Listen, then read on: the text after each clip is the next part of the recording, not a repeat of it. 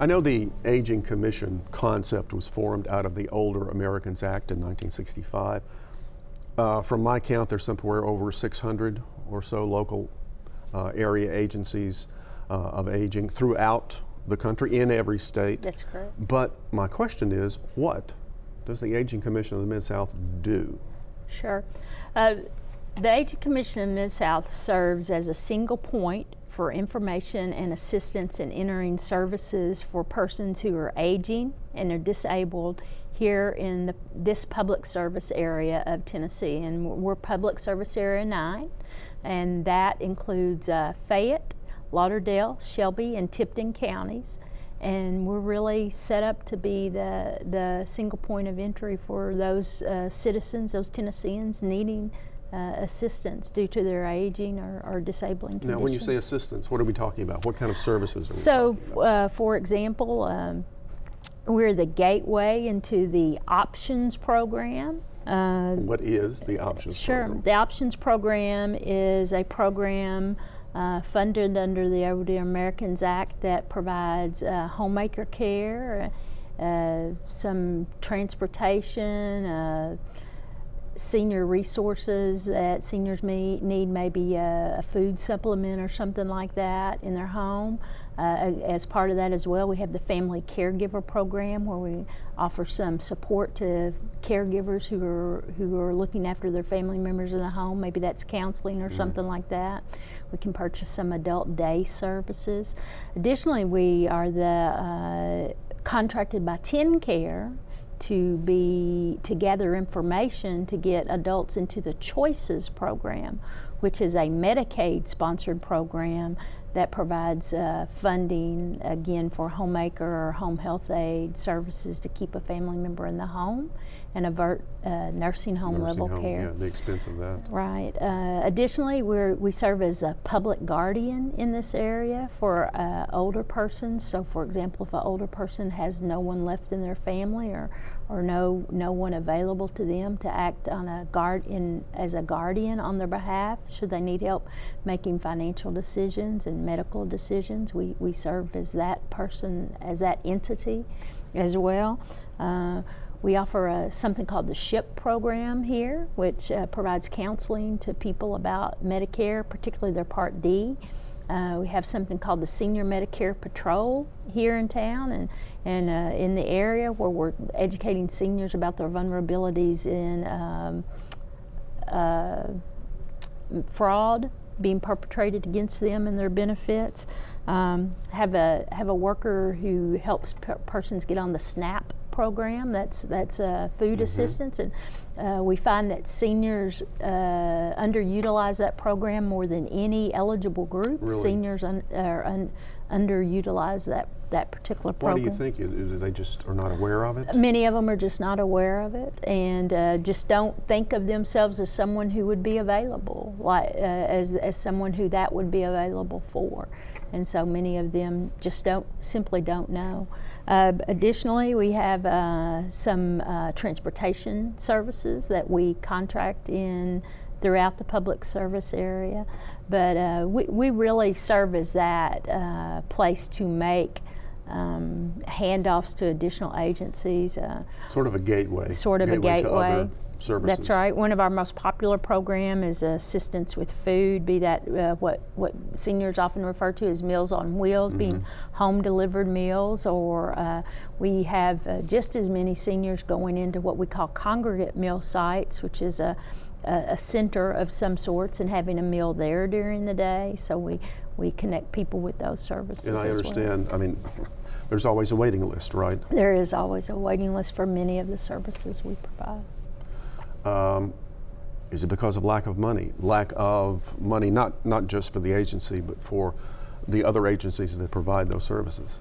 So we contract with those other agencies providing the services. We contract with them to do the services, and yes, it is because of lack of funding. We would be delighted to provide more seniors in-home meals or give them an opportunity to come to a senior center or a congregate living site if there were more funding available. Well, let's talk about the state of seniors. In your view, from where you sit as the Executive Director of the Aging Commission, how would you evaluate the state of seniors in this, what is a 5-county area that Four counties, county, excuse yeah. me, that you cover? So for me, I would tell you that there are a couple of concerns, things that I worry about every day for seniors. As our population ages, we see more persons who are vulnerable. We see more persons who are taken advantage of financially, and so that's a real concern for me. We have something called the CREVA program at our organization, and so, for example, if a senior is a victim of a crime, we can offer some direct assistance to help them negate some of the effects of that crime, some assistance in purchasing supports or services for them to help with that. We can, if the senior's been a victim, say, of a financial crime and they need help paying a light bill to keep the lights on, we can do some of that for them as well as then connect that senior with other supports and services to hopefully decrease their vulnerability for future crimes or something like that and happening against them. So that's a real concern for me. We talked a little bit about food and hunger. Recently, the Memphis metropolitan area was named the area in the United States where more seniors were experiencing food insecurity than any other metropolitan area, and so that's a huge concern for me. And you mentioned earlier the poverty level too. Yes, recently we have also in the Memphis metropolitan area been identified as the area where the number of seniors living in poverty is growing quicker than anywhere in the United States as well.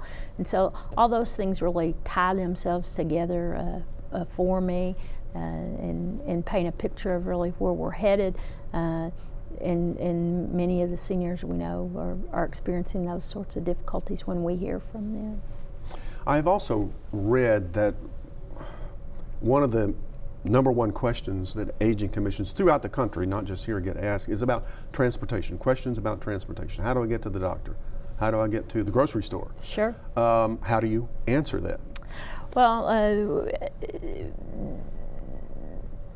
here's what I always say, that's a question for all of us as we age and we are unable to transport ourselves.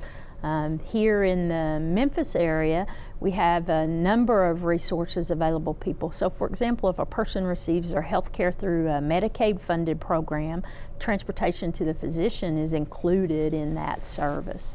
Other services are available here in the Memphis area, but persons have to pay for that.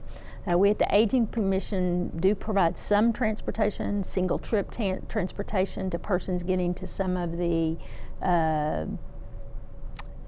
senior centers, and then those persons participating in the senior centers get some additional transportation resources to a doctor or a Walgreens or a grocery store or whatnot.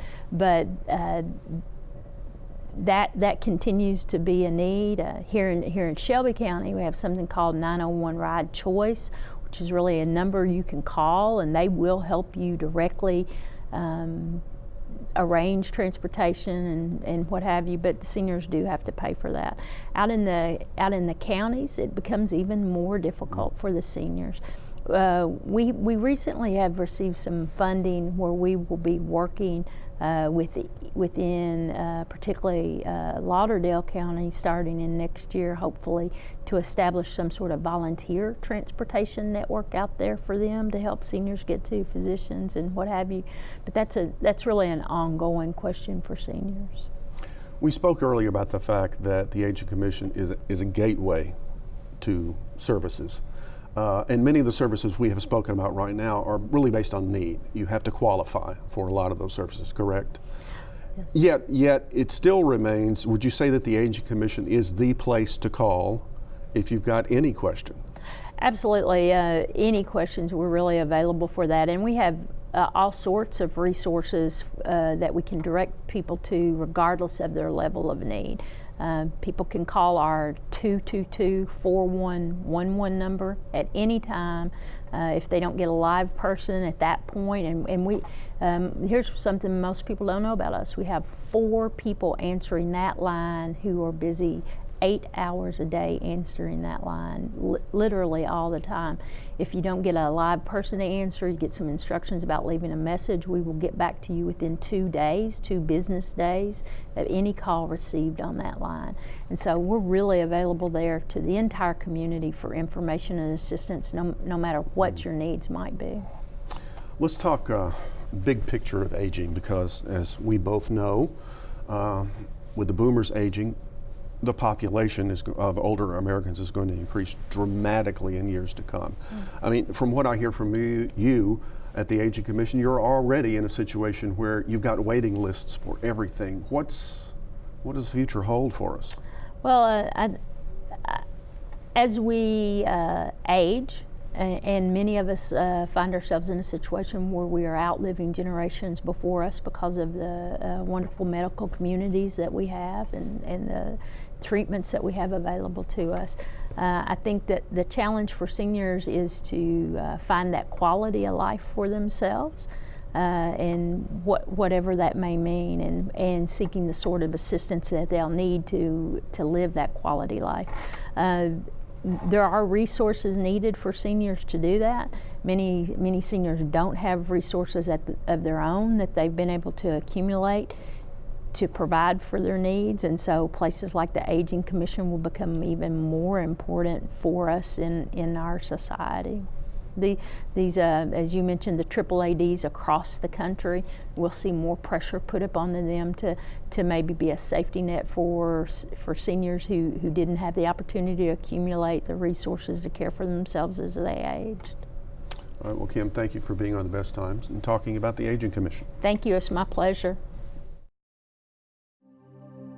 If you have questions about senior services, the Aging Commission is the place to find the answers.